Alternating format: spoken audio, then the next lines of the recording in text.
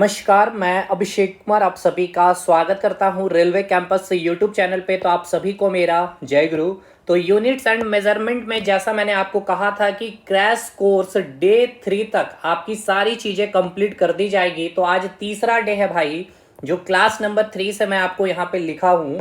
LPCBT 2 में units and measurement में अगर 2 क्वेश्चन भी पूछेगा तो जो 3 क्लास में मैंने आपको कंटेंट दे दिया भाई, देखिए सबसे पहले तो पहला क्लास आपको देखना है और दूसरा क्लास देखना है। देन आज आपको तीसरा क्लास देखेंगे। पहला नहीं देखे, दूसरा नहीं देखे हैं, इसी यूट्यूब चैनल पे फ्री ऑफ कॉस्ट। और आपको कमेंट सेक्शन में मैं डे 1 डे 2 या क्लास 1 क्लास 2 के नाम से पिन कर दूंगा, आप वहां से भी देख सकते हैं। दूसरी बात, अब ये फ्री में अगर मैं डाला हूं तो देखिए फ्री नहीं है भाई, ये सेम कोर्स मैंने अपने एप्लीकेशन में भी डाला है। तो भाई एप्लीकेशन में फिर जाने से क्या फायदा। तो देखिए यूनिट्स एंड मेजरमेंट में मैंने पहले ही कहा था कि मैं आपको यूट्यूब पे दिखाऊंगा भाई कि आप अगर यहाँ पे स्टैंड कर रहे हैं यानी कि 0 लेवल पे है आप, तो आपको यहाँ पे यानी कि हीरो लेवल तक की जो क्वेश्चन बनेंगे। और ऐसा नहीं कि मैं यूनिट्स एंड मेजरमेंट के लिए आपको एप्लीकेशन में 10 वीडियो थोप दिया हूं, है ना। अरे भाई 10 वीडियो देखना एक तो सबसे इंपॉर्टेंट काम है, दूसरा बहुत ही टिपिकल हो जाता है, दूसरी फिर उसको लिखना भी। और देखिए मैंने आपके लिए क्या किया, हर एक चीज इसीलिए समय लगती है भाई मुझे देने में कंटेंट को। हर एक चीज मैंने लिख रख करके एप्लीकेशन में सारा ये पूरा नोट्स आपको अपलोड कर दिया गया यूनिट्स एंड मेजरमेंट में। तो आप एकदम बिंदास हो करके, और मैंने जो कहा वो मैं कंप्लीट कर रहा हूं आज डे 3 में यूनिट्स एंड मेजरमेंट कंप्लीट करके। और एक बात ये कि भाई देखिए आप में से कुछ मेरे दोस्त कमेंट किए थे कि एरर का जो क्वेश्चन है जो मेजरमेंट में ही पढ़ना होता है, देखिए बताने के लिए मुझे नहीं लगता है कि LPCBT 2 में यहां से क्वेश्चन आएगा, है ना। लेकिन फिर भी अगर समय बचा, क्योंकि मैं नहीं चाहता हूं कि नई चीजों पे मैं आपको ज्यादा परेशान करूं या ज्यादा समय लूं, तो अगर मुझे समय मिला तो छोटी वीडियो में हल्का कंसेप्ट दे करके मैं आपको कंप्लीट करा दूंगा, या फिर 2025 की जो वैकेंसी आई है वो LP बैच में पूरा अच्छे से एरर को पढ़ेंगे। क्योंकि देखिए एरर में बहुत कुछ समझना होगा भाई, एक्यूरेसी क्या होता है पहले तो एरर, फिर एक्यूरेसी क्या है, प्रिसीशन क्या है, सेंसिटिविटी किसे कहते हैं, है ना। उसके बाद एरर के जो टाइप्स है, ये सारी चीजें हम नहीं समझेंगे मशीन को कोरिलेट करके, तो फिर भाई मजा नहीं आएगा पढ़ाने में भी और ना पढ़ने में। खैर इन सब चीजों को छोड़ हमने क्या क्या कवर कर लिया है। तो भाई देखिए सबसे पहले हमने डिस्टेंस से चीजों को स्टार्ट किया था। डिस्टेंस में हमने कन्वर्जन देखा, मीटर को सेंटीमीटर में, देन मिलीमीटर में। यहीं तक हमने नहीं रुका भाई, यहीं तक हमने नहीं रुका, इसके डेका हो गया, पिको हो गया, टेरा मीटर, ये सारा कंसेप्चुअली कन्वर्जन हमने देखा। फिर डिस्टेंस में ही हमने किलोमीटर का मीटर का कन्वर्जन देख लिया, जिसमें सारा गज, फीट, इंच, ये सब चीज कवर है। उसके बाद वॉल्यूम में फिर मैंने आपको मिलीलीटर से लीटर और मीटर क्यूब यानी कि गैलन वगैरह जितना था, जैसे कि मैं आपको अगर दिखाऊं, देखिए ऐसी नहीं कि भाई मैंने केवल आपको बोला, देखिए चीजों को मैंने करके आपको दिया भाई, एकदम खाना परोस करके मैंने रख दिया था। देखिएगा यहां से स्टार्ट मैंने किया था कि जो कन्वर्जन यहाँ पे आप देख सकते हैं, सबसे स्टार्टिंग में 1 नंबर से मीटर से सेंटीमीटर देन मिलीमीटर, ये खत्म किए। फिर हम लोग आगे बढ़े, इसके कई सारे क्वेश्चन किए। क्वेश्चन करने के बाद फिर हम लोग यहाँ से आए, देखिए किलोमीटर वाला ये सेकंड नंबर यहाँ से हमने स्टार्ट किया, किलोमीटर का मीटर और देन सेंटीमीटर, फिर मिलीमीटर तक हमने यहाँ तक चले गए। यहाँ से ये सारी चीजें हम लोग किए, astronomical unit, parsec unit, light year, ये सारी चीजें जितना आपके। उसके बाद देखिए फुट का, इंच का, सेंटीमीटर से रिलेशन, मिलीमीटर से रिलेशन, ये सब चीज तो वीडियो देखिएगा, गज, यार्ड वगैरह ये सब चीज कवर किया मैंने। फिर यहाँ पे हम लोग तीसरे नंबर पे आ गए वॉल्यूम का, मिलीलीटर से लीटर देन मीटर क्यों का, ये यहाँ से भी हमने पूरी। और टोटल हमने क्वेश्चन कितने प्रैक्टिस किए भाई, 20 क्वेश्चन हमने आपको प्रैक्टिस भी करवाए, ठीक है। तो भाई बहुत मेहनत से मैंने आपको कंटेंट दिया। तो देखिए आपका भी फर्ज बनता है मतलब क्या कि मैंने यहाँ आपको नहीं कहा कि कोई, देखिए वो आपकी इच्छा है कोर्स में इनरोलमेंट ले। मैंने भी फी कितना रखा भाई, 200 कर दिया फी। जो इसमें स्टूडेंट जो पहले से मुझे जानते थे, जहां हमारा पहले अभी और अपना जो एक चैनल जहां फोकस स्टडी विद, अभी जहां से स्टूडेंट सेलेक्टेड है LP में, ग्रुप डी में, NTPC में, JEE में भाई, तो वहां पे देखिए 1 लाख से ऊपर सब्सक्राइबर है। तो वहां के जो स्टूडेंट थे मैंने 499 में इस कोर्स को रखा, तो उन्होंने एडमिशन लिया। अभी तो 200 है क्योंकि समय भी कम है। बाकी ये आपकी इच्छा के ऊपर है, लेकिन हाँ मैं आपसे ये उम्मीद करता हूँ कि जिस लेवल पे मैंने कंटेंट दिया हूँ, तो आप जरूर वीडियो को लाइक करेंगे, दोस्तों को शेयर करेंगे भाई।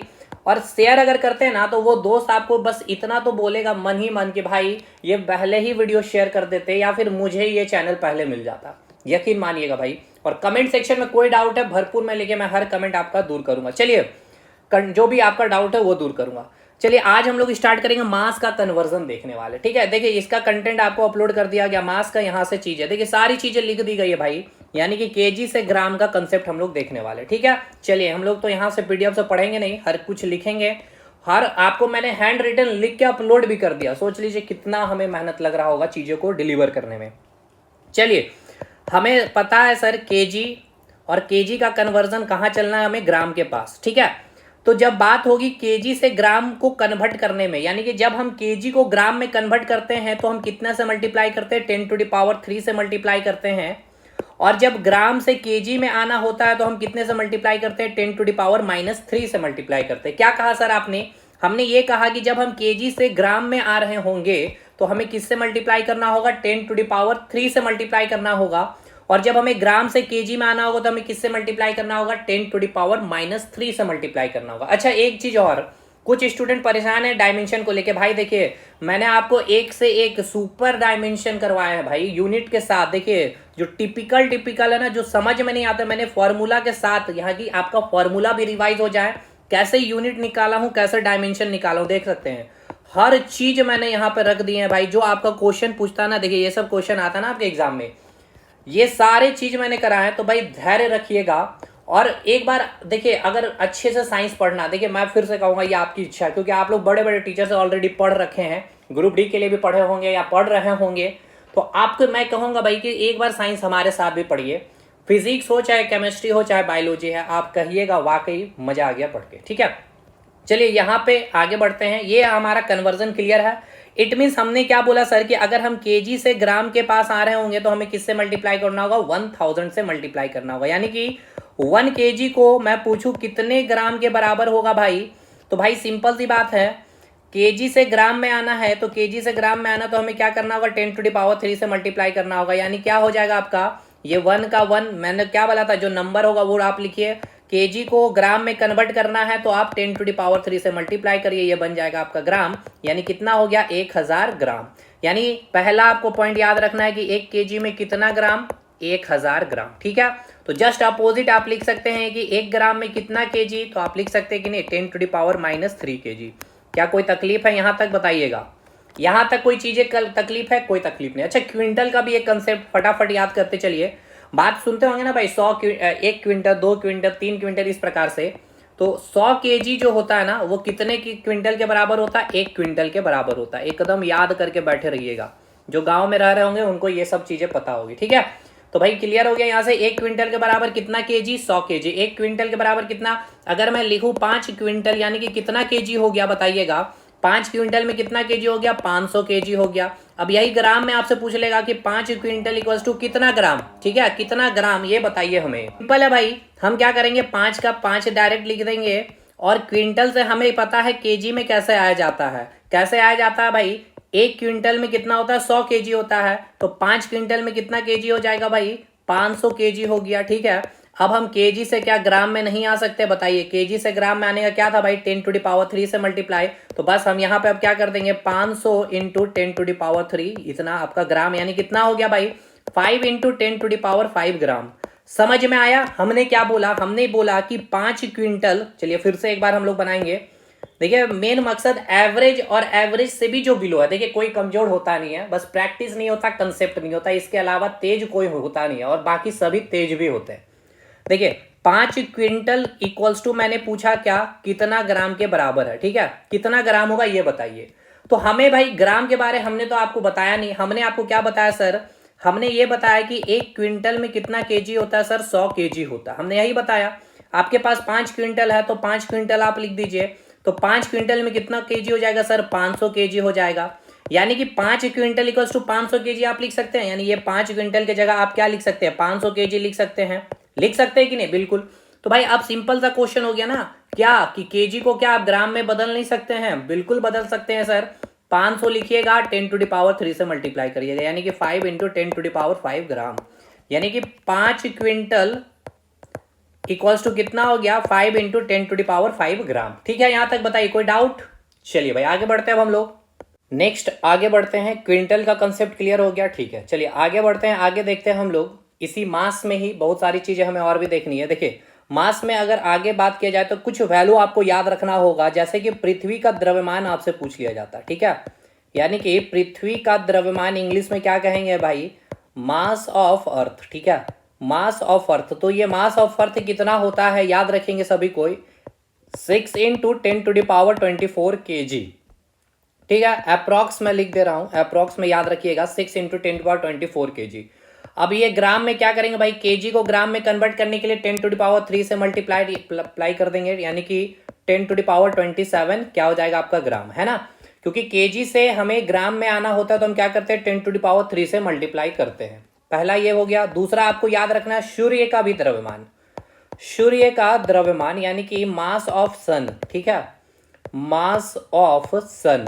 तो सन का अगर मास आपसे पूछ लिया जाए तो याद रखिएगा कितना होता है 2 इंटू 10⁻30 kg, और ग्राम में यही रहेगा तो क्या हो जाएगा ऑप्शन में 2 इंटू 10⁻33 ग्राम, ठीक है। केजी को ग्राम में कन्वर्ट करने के लिए हम 10⁻3 से मल्टीप्लाई करते हैं। ये सारा अप्रॉक्स में मैं लिख रहा हूं, याद रखिएगा, ऑप्शन में आगे पीछे हो सकता है, बाकी यही आपका सही होगा। ग्राम में ये हो गया, केजी में 6 इंटू 10⁻24 kg, मास ऑफ सन हो गया 2 इंटू 10⁻30 kg। यहां तक चीजें क्लियर है। इसके बाद एक चंद्रशेखर सीमा के बारे में आपसे पूछा जाता, तो ये भी याद रखिएगा, चंद्रशेखर यानी कि एक चंद्रशेखर सीमा इक्वल टू कितना होता है। तो चलिए इसको याद रखिएगा, एक चंद्रशेखर, ठीक है, एक चंद्रशेखर सीमा इक्वल्स टू, यानी कि इसको हम रिप्रेजेंट करते हैं CSL से, ठीक है। तो एक चंद्रशेखर सीमा इक्वल टू कितना होता है 1.4 इंटू जो मास ऑफ द्रव्यमान जो हमने लिखा उसका 1.4 टाइम्स हो जाता है, यानी सूर्य के द्रव्यमान से हम मल्टीप्लाई करते हैं।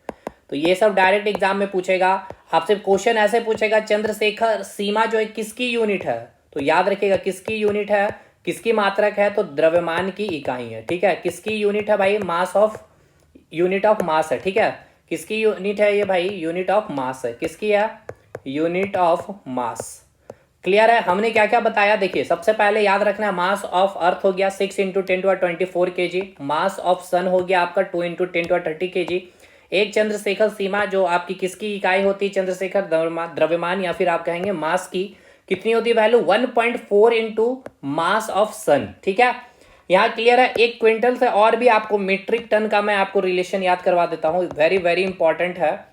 इतना डिटेल होप शो कि ना पूछे, लेकिन फिर भी करके चलना है हमें। देखिए एक मीट्रिक टन जो होता है, ठीक है, एक मीट्रिक टन, एक मीट्रिक टन इक्वल्स टू, एक मीट्रिक टन इक्वल्स टू जो होता है कितने केजी के बराबर होता है, तो 1000 केजी के बराबर होता है। ये आप सबसे पहले याद करिए, ठीक है। अब देखिए आपसे क्वेश्चन में क्या पूछा गया है एग्जाम में, एक मीट्रिक टन, ये आपका क्वेश्चन में पूछा गया, लेकिन कहाँ पूछा, जो PSU लेवल पे, जो NTPC ITI लेवल पे जो एग्जामिनेशन होता है ना वहां पे। तो एक मीट्रिक टन इक्वल्स टू आपसे पूछा गया कितना क्विंटल के बराबर होगा, ठीक है। अब देखिए आपने याद करके गया एक metric ton equals to 1000 kg होता, बट आपसे एग्जाम में क्या पूछ लिया गया भाई कि एक मीट्रिक टन कितने क्विंटल के बराबर होगा। तो भाई सिंपल है, हमें क्या पता है मीट्रिक के बारे में, एक मीट्रिक टन के बारे में पता है कितना केजी होता है 1000 kg, यानी कि एक मीट्रिक टन लिखा है, यानी क्या लिखा है 1000 kg, यही ना। तो आप एक मीट्रिक टन की जगह क्या लिख सकते हैं 1000 kg लिख सकते हैं कि नहीं, ये बताइए। बिल्कुल लिख सकते हैं। अब इसके बराबर कितना क्विंटल होगा, यही क्वेश्चन आ गया आपके पास, बताइए हुआ कि नहीं हुआ, यही। अब देखिए क्विंटल और केजी के बीच आपको रिलेशन पता है कि नहीं, बिल्कुल पता है। मैंने अभी बताया आपको, क्या बताया भाई कि एक क्विंटल बराबर कितना केजी होता है, तो एक क्विंटल में 100 kg होता है, ठीक है।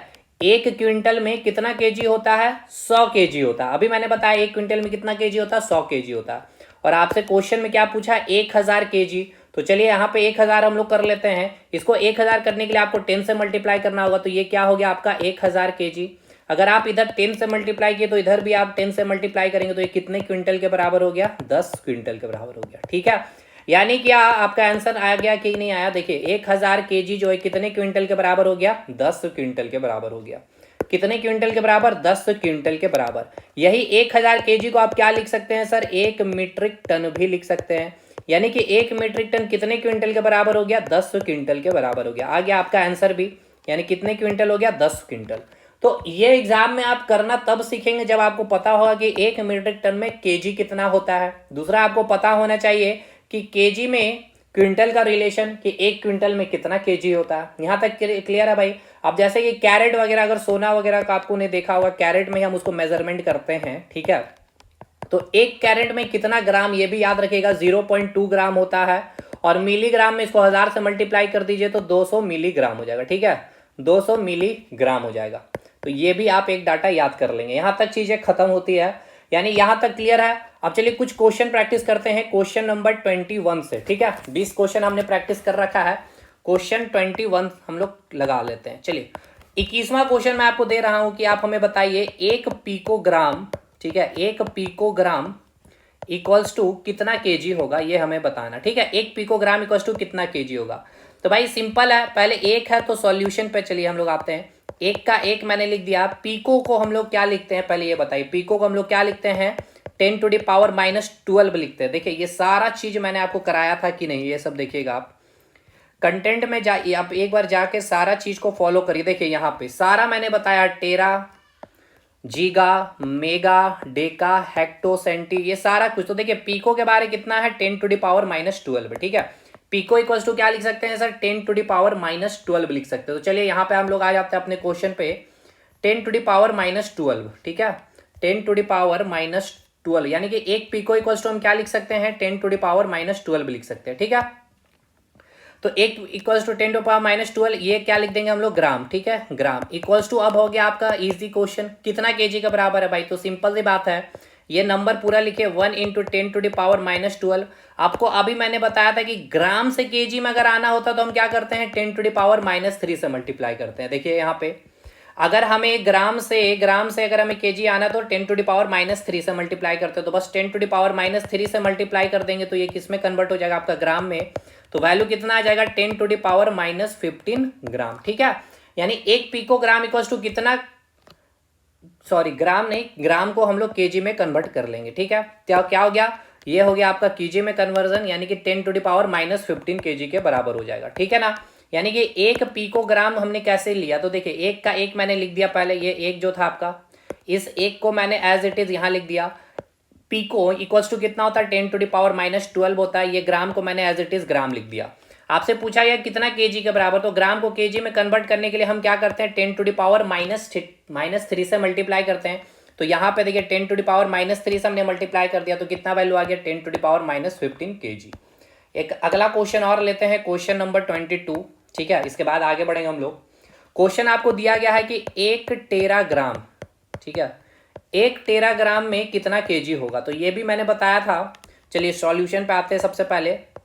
सबसे पहले ये नंबर जो वो हम लोग नंबर लिखते हैं, टेरा इक्वल्स टू कितना होता है, 10⁻12 होता है। पीको इक्वल्स टू 10⁻⁻12 होता है। ये ग्राम है तो ये हम लोग ग्राम ऐसे लिख देंगे, इस इक्वल टू कितना केजी के बराबर। तो भाई ग्राम को केजी में कन्वर्ट करने के लिए 10⁻⁻³ से मल्टीप्लाई कर देंगे तो पूरा वैल्यू लिखिए, एक यहाँ मैंने लिख दिया, ये 10⁻12 हमने लिख दिया। ग्राम को केजी में कन्वर्ट करने के लिए 10⁻⁻³ से मल्टीप्लाई हो गया तो ये वैल्यू आ गया आपका टोटल केजी में। तो कितना आ गया, 10⁹ केजी, ठीक है, आंसर आ गया। यानी आंसर क्या आया कि 1 टेराग्राम इक्वल टू कितना वैल्यू होगा केजी में, 10⁹ केजी के बराबर होगा। चलिए यहां तक चीजें समझ में आया कि नहीं। अब देखिए एक आपको और समझना है, मास में ही पाउंड, ठीक है। देखिए FPS सिस्टम, ये अभी हम आपको बताएंगे, जो आपका ब्रिटिश में फॉलो किया जाता था। चलिए पाउंड से रिलेटेड सारा कंसेप्ट मैं आपको दे देता हूं, यानी पाउंड, POUND, पाउंड। तो सबसे पहले याद रखिएगा पाउंड किसकी यूनिट है, तो ये भी क्लियर रखिए, ये भाई मास की इकाई होती है, ठीक है ना, मास की यूनिट होती है, ये याद रखेंगे आप लोग, ठीक है। अब याद रखिएगा 1 पाउंड इक्वल्स टू, ठीक है, 1 पाउंड या फिर 1 पौंड, ठीक है, 1 पौंड इक्वल्स टू कितना होता है, 16 ओंस होता है। डायरेक्ट ये सब क्वेश्चन पूछेगा, या फिर आपसे ग्राम में अगर पूछ लिया जाए तो कितना हो जाएगा, 453.6 ग्राम, 453.6 ग्राम होता है। यानी कि देखिए क्या क्वेश्चन पूछेगा, अब आपको देखिए ग्राम में पाउंड का कन्वर्जन पूछ सकता है या केजी का पाउंड में कन्वर्जन पूछ सकता है। तो आप बना सकते हैं, क्यों, क्योंकि 1 पाउंड में आपको पता चल गया कितना ग्राम होता है, 453.6। तो अब देखिए कितना है, 453.6, ये अप्रोक्स किसके बराबर है, 450, यानी 500 ग्राम के बराबर है। यानी कि ये कितना है आपका, 1 पाउंड है। तो यानी कि अगर मैं इसको 2 से मल्टीप्लाई कर दूं, यानी कितना हो गया, 2 पाउंड, यानी कि ये अप्रोक्स 1000 ग्राम हो नहीं जाएगा, यानी कितना हो गया, 1 केजी। तो केक वगैरह जब खरीदा जाता है तो हम लोग क्या कहते हैं, पाउंड, 1 पाउंड का है या 2 पाउंड का है। तो मतलब 2 पाउंड बोल रहे हैं, मतलब अप्रॉक्स में इसको 2 से मल्टीप्लाई करिएगा तो क्या हो गया, 1 kg के आसपास आपका केक का जो वेट है, मास है, वो 1 kg के आसपास है। ठीक है, अगर 1 पाउंड है तो वो ½ kg के आसपास है, मतलब ½ kg से कम होगा। समझ में आया कि नहीं भाई? तो ये कन्वर्जन इंपॉर्टेंट है। 1 पाउंड में कितना ओंस, तो ये निकालेंगे आप, क्या लिखेंगे, 16 ओंस होता है। चलिए और इसका हम लोग क्वेश्चन प्रैक्टिस करते हैं, और भी चीजें अच्छे से क्लियर होगी। देखिए सबसे पहले ग्राम का मैं लिख दे रहा हूं। 1 पाउंड में आपने क्या देखा, कितना ग्राम होता है, 453.6 ग्राम होता है। ठीक है, पहली चीज। दूसरी चीज आपने क्या देखा, 16 ओंस इक्वल्स टू कितना ग्राम होता है, तो भाई 453.6 ग्राम होता है। यहां तक चीजें क्लियर है? तो आपसे पूछेगा 1 ओंस में कितना ग्राम, तो क्या आप नहीं निकाल सकते हैं, 453.6 अपन 6 ग्राम आ जाएगा। इसको आप डिवाइड करिए तो कितना आ जाएगा, 16 दूनी 32, 16 तीन 48, 16 दूनी 32 हो गया, 8 5 13, 133, 16 8 चला जाएगा। उसके बाद आपका कितना आ जाएगा, 28.3 समथिंग, यानी कि 3-5 ग्राम। यानी कि 1 ओंस में कितना ग्राम आ गया, 1 ओंस में कितना ग्राम आया, 28.35। ठीक है, 28.35 ग्राम, ये वैल्यू आपसे एग्जाम में पूछता है। ठीक है, तो पहले तो ओंस क्या है भाई, किसकी इकाई है, मास की इकाई है। ठीक है, 1 पाउंड में कितना ग्राम, 453.6 ग्राम। 1 ओंस में कितना ग्राम होता है, 28.305 ग्राम होता है। ठीक है, अब एक क्वेश्चन कर लेते हैं। कितना क्वेश्चन नंबर होगा, 22 के बाद क्वेश्चन नंबर 23। ठीक है, 23वां क्वेश्चन हम लोग करने वाले हैं, 23 क्वेश्चन। चलिए, आपसे पूछेगा कि 1 kg कितने पाउंड के बराबर होगा। ठीक है, 1 kg आपका कितने पाउंड के बराबर होगा, ये बताइए। ठीक है, कितने पाउंड के बराबर होगा 1 kg। ठीक है, तो भाई सिंपल सी बात है, केजी का पाउंड में कन्वर्जन हमने नहीं बताया, लेकिन पाउंड का हमने ग्राम में कन्वर्जन बताया। तो 1 kg बताया ना भाई, देखिए अभी मैंने बताया 1 kg में, 1 पाउंड में कितना ग्राम, 453.6। तो आप 1 kg को क्या लिख सकते हैं, पहले ये बताइए। 1 kg को ग्राम में कन्वर्ट कर सकते हैं, कितना लिख सकते हैं, 1000 ग्राम। हो गया आपका क्वेश्चन आसान, क्योंकि आप ग्राम को पाउंड में कन्वर्ट कर सकते हैं ना, कर सकते कि नहीं, अभी मैंने आपको बताया कैसे। तो देखिए ग्राम को पाउंड में कन्वर्ट कैसे करेंगे, आपको पता है 1 पाउंड में कितना ग्राम होता है, 453.6 ग्राम होता है। यानी क्या कि 453.6 ग्राम में कितना पाउंड सर, 1 पाउंड होता है। तो 1 ग्राम में कितना पाउंड हो जाएगा, 1/453.6 पाउंड होगा कि नहीं, ये बताइए। यानी 1 ग्राम में कितना पाउंड हो जाएगा, 1/453.6। आपको यहाँ पे कितना ग्राम लेना है, 1000 ग्राम है, 1000 ग्राम। तो यहाँ पे आपका क्या हो जाएगा, 1000 से मल्टीप्लाई हो जाएगा 453.6, इतना क्या आ जाएगा आपका पाउंड। तो इसको आप जब डिवाइड करेंगे तो क्या वैल्यू आएगा, 2.2 पाउंड। ठीक है, 2.2 पाउंड। क्या किया मैंने, फिर से समझिए। देखिए सिंपल था भाई, 1000 ग्राम में कितना पाउंड आपसे यही पूछा है। तो हमें क्या पता है, हमें पता है कि जो 1 पाउंड होता है वो कितने ग्राम के बराबर होता है, 453.6 ग्राम के बराबर होता है। ठीक है, तो हम इसको जस्ट इधर रिपीट कर दे रहे हैं, चेंज। 453.6 ग्राम में कितना पाउंड हो गया, 1 पाउंड हो गया, है ना। तो 1 ग्राम में आप इसका वैल्यू निकाल सकते हैं, पाउंड में 1/453.6 ग्राम। आपको निकालना कितना था, 1000 ग्राम में कितना पाउंड, 1 kg मतलब क्या, 1000 ग्राम हो गया। तो यहां से आप 1000 ग्राम निकाल सकते हैं कि नहीं, ये बताइएगा। 1/453.6 इंटू 1000 ग्राम। तो इसको सॉल्व करेंगे तो वैल्यू आएगा 2.2 पाउंड। ठीक है, यानी आपको याद रखना है 1 kg में कितना पाउंड होता है, 2.2 पाउंड होता है। ठीक है, तो याद रखिएगा, अगर आपने अगर जैसे कि 1 kg का अगर आपने केक खरीदा, इट मीन्स 2.2 पाउंड होगा वो केक का मास। समझ में आ गया यहाँ तक चीजें? चलिए, तो ये मास का जितना भी चीज था हमने क्लियर कर दिया। कुछ और भी चीजें हैं, जैसे कि देखिए यहां से ये चीज आपको मैंने यहां लिख रखा होगा, ये आपको याद करना होगा। देखिएगा यहाँ पे, देखिए ये जितना चीज मैंने कराया ये सारा कुछ आपका ऑलरेडी मैंने नोट्स में मेंशन कर रखा है। ठीक है, ये सारी चीजें हमने निकाल कर दिखा रखी है, लेकिन यार यहाँ पे लिख करके बताना ज़्यादा इंपॉर्टेंट, अदरवाइज फिर तो वही बात तो हो जाएगी कि पीडीएफ से। लेकिन हाँ चलिए, ये चीज़ आपको याद है, करना होगा। 1 फैदम में कितना फीट होता है, 6 फीट। अब फीट का मैंने इंच में कन्वर्जन बताया है, सेंटीमीटर में भी कन्वर्जन बताया। अब ये आपका काम है, सेंटीमीटर कितना, 1 फैदम में कितना सेंटीमीटर होगा, 1 फैदम में कितना मीटर होगा, ये सब आप निकाल लेंगे। 1 मील कितना किलोमीटर के बराबर होता है, 1.609। जैसे कि बोला गया ना, 1 मील गाड़ी चला, यानी कितना किलोमीटर चल गया है, 1.6 किलोमीटर, 609 बोलेंगे, और मीटर में क्या हो जाएगा आपका 1609 मीटर। क्लियर है? चलिए, नॉट के बारे में आपसे पूछा जाता है। तो नॉट क्या है, समुद्री जहाज मापने की गति। समुद्री जहाज की जो समुद्र में चलने वाली जो जहाज है ना, उसकी जो गति है, यानी कि जो उसकी स्पीड जो है ना, वो नॉट में मेजरमेंट किया जाता है। 1 नॉट इक्वल्स टू क्या होता है, 1852 मीटर पर आवर, यानी कि 0.51 मीटर पर सेकेंड। ये सब आपको रटना होगा, याद करना होगा। नेक्स्ट, नॉटिकल मील। नॉटिकल मील क्या है? समुद्र में जो दूरी होती है ना, कि आपने समुद्र में कितना डिस्टेंस चला, उसको हम लोग नॉटिकल मील में मेजरमेंट करते हैं। एक नॉटिकल मील चला यानी इसका मतलब कितना मीटर आपने चला? 1852 मीटर। कितना किलोमीटर? 1.852 किलोमीटर हमने चल लिया। जैसे कि जहाज, समुद्री जहाज कितना डिस्टेंस कवर करता है, तो वो हम लोग नॉटिकल मील में रिप्रेजेंट करते हैं। तो वही चीज यहाँ लिखा गया, समुद्री दूरी मापने की इकाई है। तो एक नॉटिकल मील में कितना हमने किलोमीटर कवर कर लिया है? 1.852 किलोमीटर। कितना मीटर? तो 1852 मीटर। नेक्स्ट, याद रखना, फैदोमीटर जो आपके समुद्र की गहराई यानी कि गहराई कितनी है वो मापते हैं। टेकोमीटर यानी कि कोई भी ऑब्जेक्ट जब घूर्णन यानी कि जो रोटेशन उसका क्या होता है भाई, घूर्णन सर्कुलर मोशन में होता है, तो आरपीएम में मेजरमेंट करते हैं ना। तो घूर्णन गति जो आरपीएम में मापी जाती है उसको हम लोग टेकोमीटर से मेजरमेंट करते हैं, रेवोल्यूशन पर मिनट। ठीक है। अच्छा, अब देखिएगा एक चीज और यहाँ पे याद रखिएगा, न्यूटन और डाइन। ये थोड़ा छोटा चीज है तो यहीं पे हम लोग इसको कवर कर लेते हैं, न्यूटन डाइन। देन इसके बाद कुछ पावर का काफी इंपॉर्टेंट कंसेप्ट आपको वहां पे इंपॉर्टेंट है, वो देख लेना है। देखिए, जब न्यूटन है और न्यूटन को डाइन में कन्वर्ट करना होता है तो हम उसको 10⁵ से मल्टीप्लाई करते हैं, और जब डाइन को न्यूटन में कन्वर्ट करना है तो हम उसे 10⁻⁻5 से मल्टीप्लाई करते हैं। तो 1 न्यूटन इक्वल टू क्या हो जाएगा? 10⁵ डाइन, और एक डाइन इक्वल टू क्या हो जाता है? 10⁻⁻5 न्यूटन। क्लियर है? एक जूल में कितना अर्ग होता है? 10⁻7 अर्ग होता है, और एक अर्ग में कितना जूल होता है? 10⁻⁻7 अर्ग। ये सब चीजें याद करने वाली है। चलिए, अब यहां से और एक इंपॉर्टेंट पार्ट है जो आपका कन्वर्जन में पूछा जाता है, पावर, वाट, किलोवाट कितना जूल के बराबर है, ये सारा हॉर्स पावर, ये सारी चीजें आपके इंपॉर्टेंट है, तो उसको अब हम लोग कवर करते हैं। नेक्स्ट, हम लोग बेसिक इलेक्ट्रिसिटी में भी हमने आपको पावर पढ़ाया है, तो वहां पे भी हमने वैसे ही इन सारी चीजों को देख लिया, लेकिन यहाँ पे हम लोग एक बार अलग से देख लेते हैं यूनिट्स एंड मेजरमेंट में। ठीक है, देखिए, या फिर वर्क एनर्जी पावर में भी आपने पढ़ा, पावर इक्वल्स टू क्या होता है? वर्क डन अपन टाइम होता है ना, यानी कि इसका फॉर्मूला क्या हो गया? P equals to work done upon time. ठीक है, अब यूनिट आइए, तो पावर का यूनिट क्या हो जाता है? आपको पता है पावर का क्या होता है भाई? वाट हो गया। ठीक है, और ये वाट, ये वर्क है। ठीक है, तो वर्क का यूनिट क्या होता है ये बताइए? तो वर्क का क्या होता है? जूल होता है, और टाइम का क्या होता है? सेकेंड होता है। यानी कि वाट इक्वल्स टू वर्क का क्या हो गया आपका? जूल हो गया। ठीक है, बाई क्या हो गया? टाइम है, यानी कि सेकेंड हो गया। इट मीन्स क्या हो गया आपका?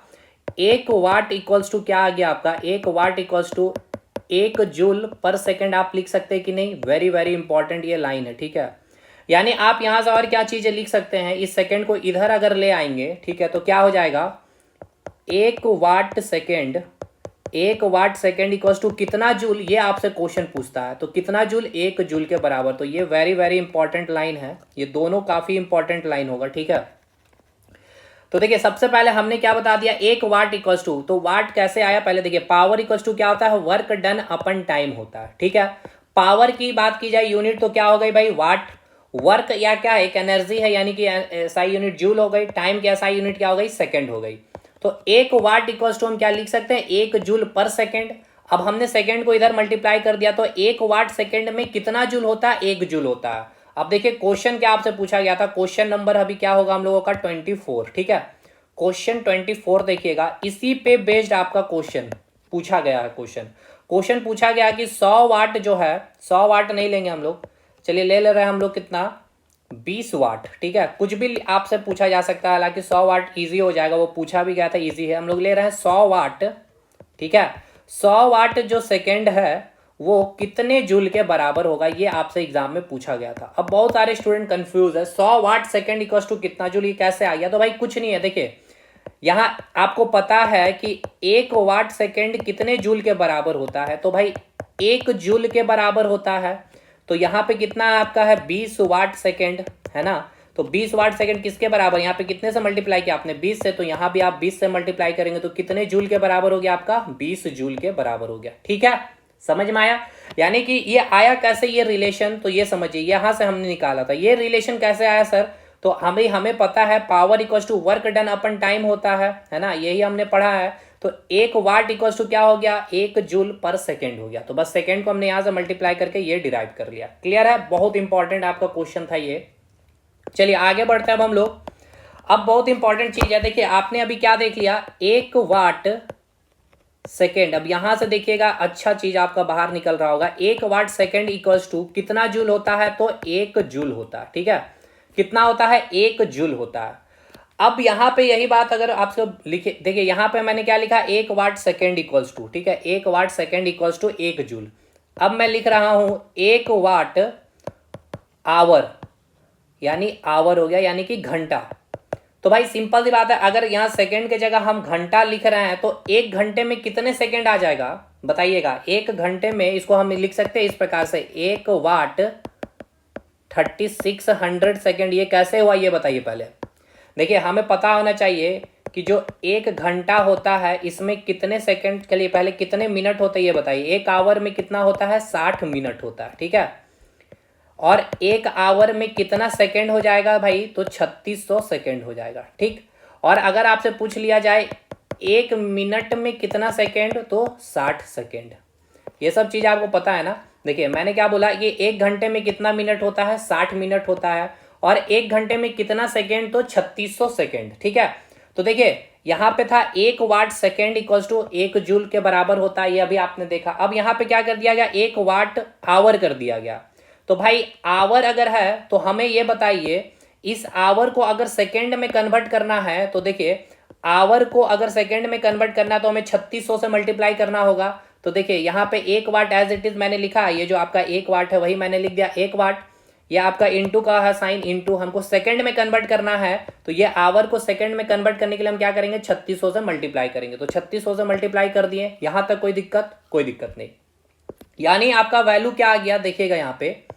अब समझिए, इसी को मैं लिख रहा हूं, इसको हटाया जाए। चलिए यहां पे अब देखिएगा ध्यानपूर्वक समझिए। देखिए इसको मैं लिख सकता हूं इस प्रकार से, 1 वाट इंटू सेकेंड इंटू 3600। बताइए लिख सकते हैं कि नहीं, बिल्कुल लिख सकते हैं। और आपको क्या पता है 1 वाट सेकेंड इक्वल्स टू क्या होता है, 1 वाट सेकेंड इक्वल्स टू क्या होता है, 1 जूल होता है। यानी कि अब आप क्या लिख सकते हैं सर, आप क्या लिख सकते हैं, 1 वाट सेकेंड की जगह जूल लिख सकते हैं पूरा, यानी कि 3600 जूल हो गया आपका। बताइए यहां तक आपको समझने में कोई दिक्कत है। या फिर आप इसको कैसे लिख सकते हैं, 36 इंटू 10⁻² जूल लिख सकते हैं। बताइए लिख सकते हैं कि नहीं, आराम से चीज़ों को समझिए, लिख सकते हैं। या फिर आप इसको कैसे लिख सकते हैं, 3.6 10⁻³ जूल भी लिख सकते हैं। यानी क्या हो गया, आप देखिए 1 वाट आवर इक्वल्स टू, यानी आपने क्या निकाल लिया। देखिए ये कन्वर्जन आपसे पूछता है कि 1 वाट आवर में कितना जूल होता है। तो भाई देखिए 1 वाट आवर में कितना जूल होता है, 3600 जूल लिखिए, या फिर इसी को सिंप्लीफाई कर दीजिए 36 इंटू 10⁻² जूल। और एग्जाम में आपसे ये रहता है मेनली 3.6 इंटू 10⁻³ जूल, ठीक है। तो 1 वाट आवर में कितना जूल हो गया, आपने निकाल लिया है 1 वाट आवर में कितना निकाल लिया, 3.6 इंटू 10⁻³ जूल।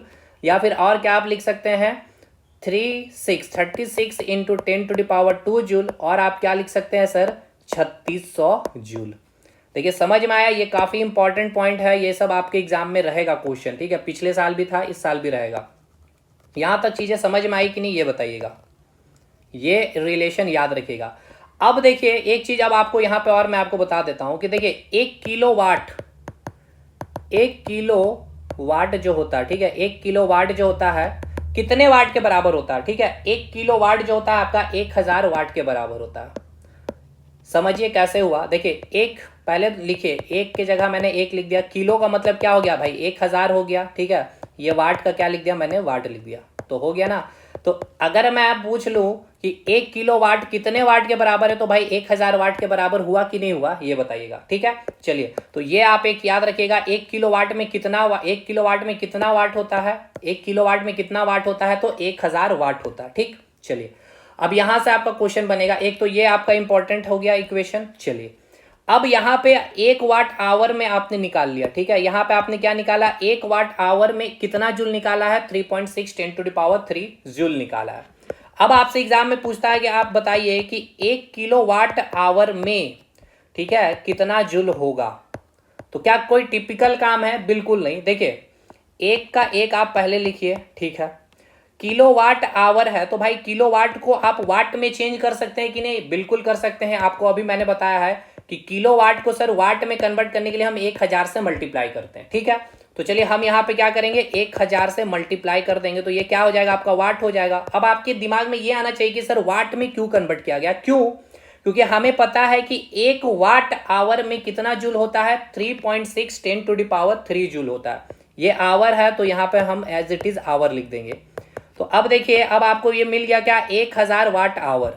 तो आपने क्या किया, 1 किलो वाट को पहले आपने वाट में कन्वर्ट किया है, ठीक है, वाट में कन्वर्ट किया तो क्या किया, 1000 से मल्टीप्लाई किया है, यानी यहाँ पे भी आपको क्या करना पड़ेगा, 1000 से मल्टीप्लाई करना। तो पहले आप ये बताइए, चलिए ऐसे देखिए, 1 watt hour equals to, 1 watt hour equals to कितना जूल होता है, 3.6 10⁻³ जूल होता है, और आपने 1000 से मल्टीप्लाई कर दिया, यानी कि 10⁻³ से मल्टीप्लाई किया तो कितना आ गया, 3.6 10⁻6 जूल होता है। तो ये वैल्यू डायरेक्ट याद रखना है, ये सब एग्जाम में इतना आपको डिराइव नहीं करना है, ठीक है। यानी आपने क्या निकाल लिया, देखिए, यानी आपने क्या निकाल लिया, 1 kilowatt hour equals to कितना जूल आपने निकाल लिया, 3.6 इंटू 10⁻6 जूल, ठीक है। बताइए, कोई समझने में दिक्कत है, यानी कि 1 kilowatt hour equals to कितना हो गया, 3.6 10⁻6 जूल के बराबर होता है। ये डाटा एकदम याद होना चाहिए, 1 किलो वाट आवर में कितना जूल, 3.6 10⁻6 जूल। ये एग्जाम के लिए इसलिए इंपॉर्टेंट है क्योंकि ये जो किलोवाट आवर जो होता है ना, ये ऊर्जा का व्यवसायिक मात्रक होता है, यानी कि ये कॉमर्शियल यूनिट होता है, ठीक है। कॉमर्शियल यूनिट मतलब कि जो आप बिजली कॉमर्शियली खर्च करते हैं ना, तो जो हम लोग लिखते हैं कितनी यूनिट बिजली बिल आई है, तो जैसे कि अगर 1 यूनिट बिजली बिल उठा है ना, तो वो कितने किलोवाट आवर के बराबर है, 1 किलोवाट आवर के बराबर, मतलब कितना एनर्जी खपत हुआ है, 3.6 10⁻6 जूल एनर्जी खपत हुआ। जैसे कि अगर आपका बिजली बिल आ रहा है 100 यूनिट, ठीक है, तो 100 यूनिट मतलब क्या हो गया, 100 किलोवाट आवर, कितना एनर्जी खर्चा हो रहा है, 3.6 10⁻6 इंटू 100 से मल्टीप्लाई कर देंगे 10⁻2 जूल, यानी कितना हो गया, 3.6 10⁸ जूल, इतना एनर्जी का खपत हो रहा है आपके घर में अगर 100 यूनिट बिजली बिल आ रही है तो।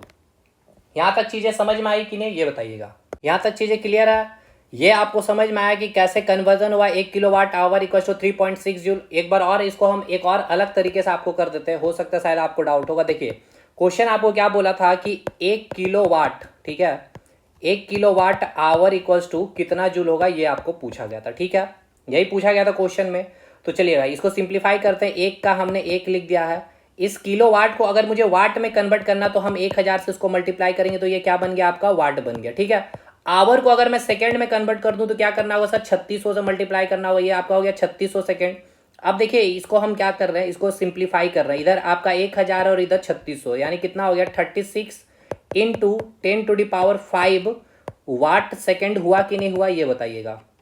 ये किसके बराबर आ रहा है आपका, 1 किलोवाट आवर के बराबर आप निकाल लिए, ठीक है। इतना आपने निकाला है, 1 kilowatt hour equals to 36 into 10⁵ watt second. अच्छा, वाट सेकंड इक्वल्स टू आप क्या लिख सकते हैं, अभी मैंने आपको बताया था, P equals to work done upon time जो है, watt second equals to 1 watt second equals to क्या लिख सकते हैं, 1 जूल लिख सकते हैं ना, 1 जूल लिख सकते हैं कि नहीं। यानी कि आप अब यहाँ पर लिख सकते हैं 1 kilowatt hour equals to 36 into 10⁵, watt second की जगह आप जूल भी लिख सकते हैं, ठीक है। या इसको और सिंप्लीफाई कर लेंगे, 1 kilowatt hour equals to 3.6 into 10⁻, ये हो जाएगा आपका 6 जूल, ठीक है। यही चीज़ है जो यहाँ पे आपका आया, समझ में आ गया। चलिए, अब एक और चीज यहाँ पे याद रखिएगा, फटाफट चीजों को खत्म करते हैं। देखिए, अभी मैंने आपको क्या बताया, 1 किलोवाट आवर इक्वल्स टू क्या होता है आपका, 1 यूनिट होता है ना, 1 यूनिट होता है। और 1 किलोवाट आवर में कितना एनर्जी खपत होता है बताइएगा भाई, 36 इंटू 10⁵ जूल होता है, या फिर 3.6 10⁻6 जूल होता है। इज इक्वल्स टू क्या होता है, 1 BOT होता है, ठीक है, 1 BOT होता है। BOT का फुल फॉर्म याद रखिएगा, ये एग्जाम में पूछता है, बोर्ड ऑफ ट्रेड, ठीक है, क्या होता है, बोर्ड ऑफ ट्रेड यूनिट। तो ये एकदम इंपॉर्टेंट है, ये भी आपको याद रखना है। यहां तक चीजें क्लियर है कि नहीं, ये बताइएगा। चलिए, यहां तक बाकी अब ये सब क्वेश्चन इसके बेस पे हम लोग न्यूमेरिकल्स वर्क आपका किसमें किए हैं, इलेक्ट्रिसिटी चैप्टर में कर रखे, ठीक है। अब आपको ये मैंने आपको बता ही दिया, 1 जूल में कितना अर्ग होता है, 10⁷ अर्ग होता है। अगर आपसे पूछ लिया जाए, अच्छा देखिए यहाँ पे मैं क्लियर लिख दे रहा हूँ, जूल है ये आपका, और ये हो गया आपका अर्ग, ठीक है। अर्ग के बारे पूछ लेगा भाई कि ये किसकी यूनिट है, तो याद रखेगा ऊर्जा की इकाई होती है, ये भी आपको याद रखना है। जूल से अर्ग में कन्वर्ट करना है तो 10⁷ से मल्टीप्लाई करते हैं, और अर्ग से जूल में कन्वर्ट करना है तो 10⁻⁻7 से मल्टीप्लाई करते हैं। ये सब चीज़ें हमने ऑलरेडी कर दिया है। अब एक चीज़ और याद रखिएगा, देखिए अभी आपने क्या देखा, 1 जूल बराबर आपने क्या देखा, देखिए 1 जूल इक्वल्स टू आपने क्या देखा, ध्यान पूर्वक आपने देखा है 1 वाट सेकेंड, है ना, यही देखा। अब देखिएगा 1 जूल इक्वल्स टू और क्या आप लिख सकते हैं, देखिए आपको पता है, क्या पता है, आपको अभी मैंने बताया P इक्वल्स टू क्या होता है sir, work done upon time, है ना। P क्या है, पावर यानी कि शक्ति है, ठीक। तो आप यहां ऐसे लिख सकते हैं वर्क इक्वल्स टू यानी कि कार्य इक्वल्स टू आप क्या लिख सकते हैं, पावर इनटू टाइम। बताइए लिख सकते हैं कि नहीं, बिल्कुल लिख सकते हैं, ठीक है। यहां तक चीजें क्लियर है कि नहीं, ये बताइएगा। तो अब आप एक बात बतलाइए, तो यहां से आपका क्या आ जाएगा, वर्क है ये आपका, चलिए इसको रहने दीजिए, यहाँ पे ये चीज़ इंपॉर्टेंट नहीं है। अब आइए जो आपका इंपॉर्टेंट है हॉर्स पावर से रिलेटेड कंसेप्ट, ठीक है, जो वैल्यू आपको याद रखना है, जो यहाँ से क्वेश्चन भी हम लोग करेंगे। देखिए 1 HP जो होता है यानी हॉर्स पावर, ठीक है, ये हम लोग FPS पद्धति में यूज करते हैं। एक हॉर्स पावर में कितना वाट होता है, ये आपसे एग्जाम में पूछता है, 746 वाट होता है। और इस वाट को आप क्या लिख सकते हैं सर, जूल पर सेकेंड भी लिख सकते हैं, ठीक है। क्या लिख सकते हैं, जूल पर सेकेंड, ये भी आपका एग्जाम में पूछा गया। ये watt equals to joule per second कैसे लिखे, तो देखिए यहाँ पे आइए, watt equals to joule per second कैसे लिखे, देखिएगा यहाँ पे आइए, watt equals to joule per second, ये रहा, देखिए वाट इक्वल्स टू क्या लिख सकते हैं, जूल पर सेकंड लिख सकते हैं कि नहीं, बिल्कुल। तो एक हॉर्स पावर आपसे एग्जाम में पूछता है, एग्जाम में, तो याद रखिएगा 1 हॉर्स पावर इक्वल्स टू कितना वाट, 746 वाट, या फिर आप इसको लिख सकते हैं 746 जूल पर सेकेंड।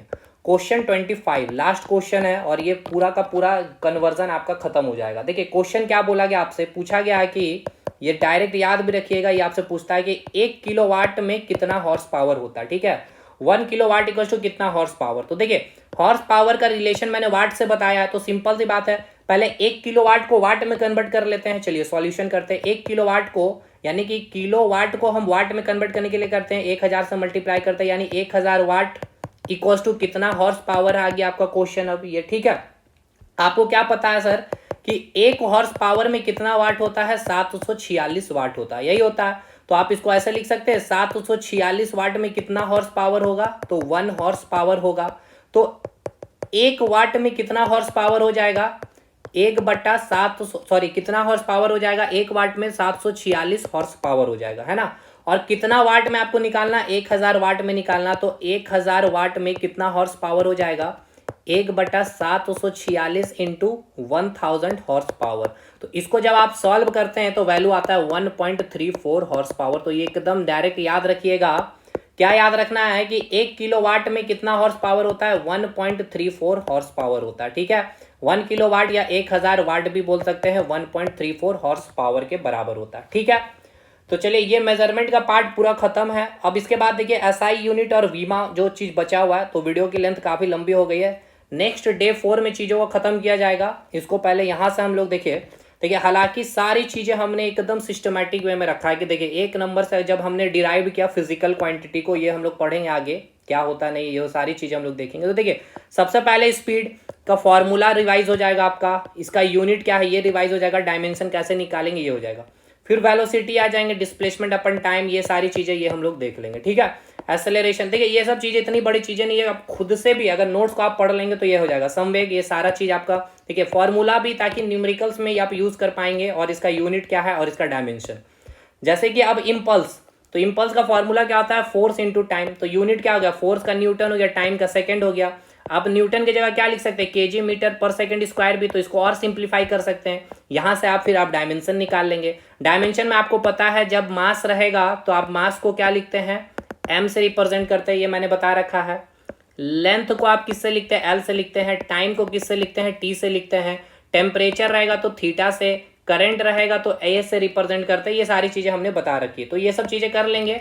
एक क्लास करेंगे भाई, बस 20 से 25 मिनट की क्लास रहेगी, वो इसमें आपको पूरा का पूरा चीज समझा दिया गया सारा, इजी से लेकर टिपिकल। मैंने टोटल 35-36 आपका डायमेंशन निकाल के मैंने करवाया, देखिएगा टोटल 36 मैंने, सॉरी 37 तक हमने किया मैग्नेटिक फील्ड की, ठीक है।